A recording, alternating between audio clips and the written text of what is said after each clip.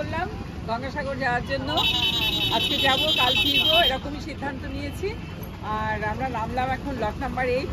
এখান থেকে টোটো ধরবো, ওপারে টোটো দেখা যাচ্ছে, এখান থেকে টোটো ধরবো। টোটো ধরে আমরা ফেরিঘাট যাব, সেখান থেকে পার হয়ে গঙ্গাসাগর পৌঁছবো। এরপর আমরা উঠে গেলাম একটা ভ্যান, টোটোও যাচ্ছে কিন্তু ভ্যানে করেই আমরা চলে গেলাম। ভ্যানটা যেহেতু প্রথমেই লাইনে ছিল, ভ্যানে করে আমরা চলে গেলাম জেটি ঘাটে। জেটি ঘাট এখানে আরেকটাও আছে, সেখান থেকে কিন্তু যে ভ্যাসেল, সেই ভ্যাসেল চলে।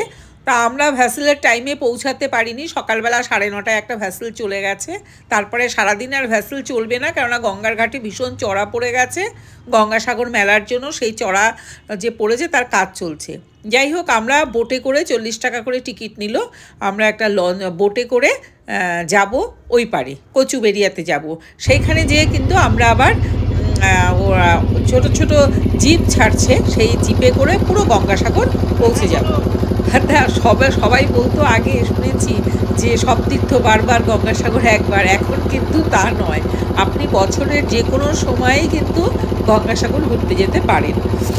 আর হ্যাঁ, হোটেলের কোনো অসুবিধাও হয়নি, আপনি যে অ্যাভেলেবেল হোটেল পাওয়া যায়, এবং ভারত সেবাশ্রম সংঘের ঘরও দেখলাম যে বুক করা যায়।